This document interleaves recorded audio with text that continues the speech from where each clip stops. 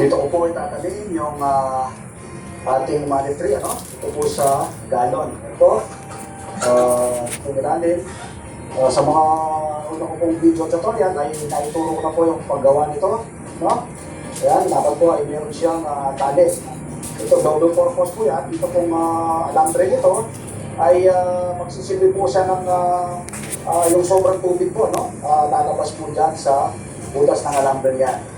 Okay? So, ito po yung ating pagtataniman na pet bottle. At siyempre po yung ating lupa, floor na lupa na may halong chicken manure, no? Ito po, yung ating gagawin po ay magtatanim na tayo. Lagyan lang po natin ng lupa ito, ating bote. Kulay ng labi.